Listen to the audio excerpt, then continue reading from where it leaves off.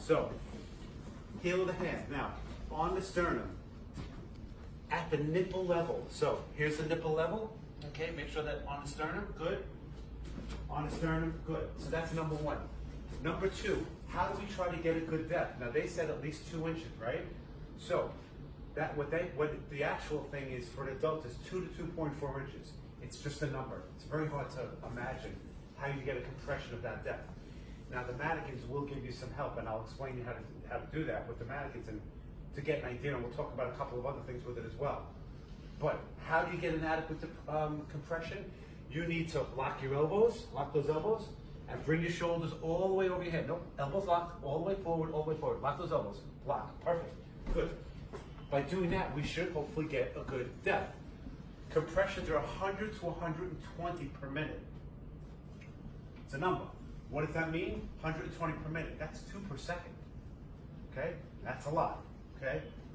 If you think about it, that's quite a bit. All right? And what else can we talk about it? We could say, they talk about, though they don't mention it here, they talk about allowing chest recoil in the regular video for medical professionals. What does that mean? When we go down, remember, what are we doing by compressions? We're pumping the heart, we're pumping blood, right? So, we need to allow full chest recoil. What does that mean? When we go down to our appropriate depth, when we come back up, we need to be sure that we're coming all the way up, but we're not taking our hands off that body. Okay? So we're going down, we're coming back up. How do we try to get that 100 to 120 per minute? Make sure we're at the right thing. Again, it's a number. I can't imagine it. You know, some places have things called Lucas devices. Obviously, this is something that a school would ever have.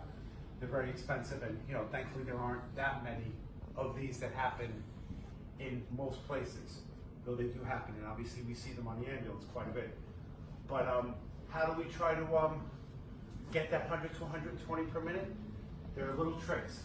Sometimes people might say you try to go to the pace of staying alive, staying alive. Personally, I think that's nonsense, but you know what? It works for some people. It is fairly accurate. What else is it bad? I'm an old disco queen, yes. Yeah, absolutely. You know, 1 1,000, 2 1,000, 3 1,000, 4 1,000. That's another way. Now, when we're doing these compressions, we count out loud. People that don't count, I mean, I know you guys are just work all day and it's a class full of women. Anyone who doesn't count, you got to do push-ups in front of the class. I'm serious. I had a lot of people do push-ups in front of, you know, but it's important. You got to count why. It's a couple of reasons. One, you got to know where you are in your cycle if you're going to ventilate, right? And you might not ventilate. We're going to talk about ventilations in a few different ways and all that, but we're not there yet. We'll be there pretty soon. But that's number one, okay? You need to do that. Two, what else is relevant? If you guys are trying to resuscitate this person, you need to be aware of where your partner is in case you are doing a two-person resuscitation effort, meaning one is doing compressions and the other is ventilating. Reality again, you might be doing it by yourself and you might be doing both, or you might not. So, that's the basics of what we're looking for. Now with these mannequins are cool because they give you visual feedback. When you go down on the mannequin and you push down, you will feel it hitting the bottom, which means you're getting an adequate depth. If it's, you see no colors and there are going to be colors to it, just give me a couple of quick compressions. This is the perfect pace, by the way. There are 2 green lights. If you just saw a yellow light there as well, a third light. If there's that third yellow light, you're going too fast. We're going to tell you to slow down. If by some chance it's red or there's nothing, it means you're probably not going deeply enough. If we say slow down or go faster, it doesn't mean you should go less deep. I see people do that all the time, you know? And reality, that's all CPR is. It's that simple. So, here's what we're gonna do. I'm gonna go through it one time, we're gonna demonstrate it, and we're gonna bring you guys up one by one. Well, one here, one there. Now, bear something in mind. For the people who come up first, the other people obviously have the benefit of seeing what everybody's doing, okay? Most of the people here have training. That's one. And two, of course, you know, we're all friends, so, you know, it's all good, either way. And three, particularly for the people that get called up sooner, being put on the spot, friends or not, it can be a little nerve-wracking, honestly. But, you know, it's really nothing to worry about. So, what are you going to do when you come up here? You're going to start off with one over here, one here. Is the scene safe? And you're going to be told yes.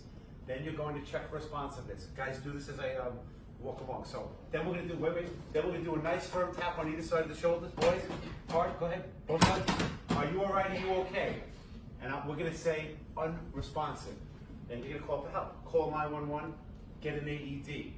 Then you're gonna check for breathing. Guys, do that, head back, great. 5 to 10 seconds, scan that chest.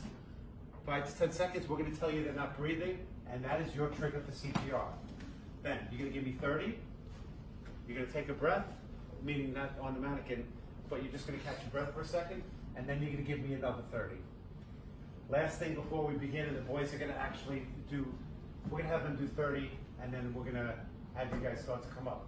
You know, so you guys, but I want you guys to focus on the lights on the mannequin while we do it. CPR is very, very tiring. I was just gonna say, you will get tired. All right, this is nothing.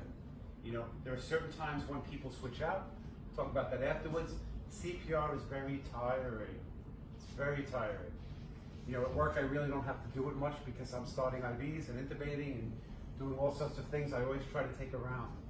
And you know what? I'm in somewhat decent shape still. You know, I'm getting old and all, but I'm feeling it. After 90 seconds, reality we switch at 2 minutes. I'm pooped. You know, I'm tired. It's very tiring. It really is. What does that mean for your purposes? If God forbid you're doing CPR at home, God forbid, you call 911, God forbid something terrible happens at home, and you're waiting for help. You do, I was just gonna say, what's you that? You do. do, to that effect, when it was me, when it was my son, and he literally died in my arms, and CPR, I couldn't, there was no tired, it was just like, Yeah. damn it, come back. You know, you just like, Many people are not you going to be don't able to do realize that. it, you're just Many in people that aren't going to be able moment, to do that. and you're just Amazing working effort. on- Most people aren't going to. It's very hard. The bottom line, you do the best you can. You do everything you can, please. What are the implications of like stopping? Say you're upstairs and your door is locked and you've called 911. And you can't do anymore? No, No, you she's need like- to run down and unlock the door or whatever. I would absolutely run down and unlock the door immediately. I would grab the phone. Once you So recognize like this, grab the phone, run down. God forbid you're home and something happens, you know what? You grab that phone, your cell phone, whatever it is, Cool. get on the phone, run downstairs, leave that door open, and then do your thing to the best of your ability. Okay. Oh, yes. I heard something on the radio today that I had never heard before. If you're out and about and you have to call 911, they said the first thing is to give them your phone number and your location, because if you're calling on your cell phone, they don't know where you are.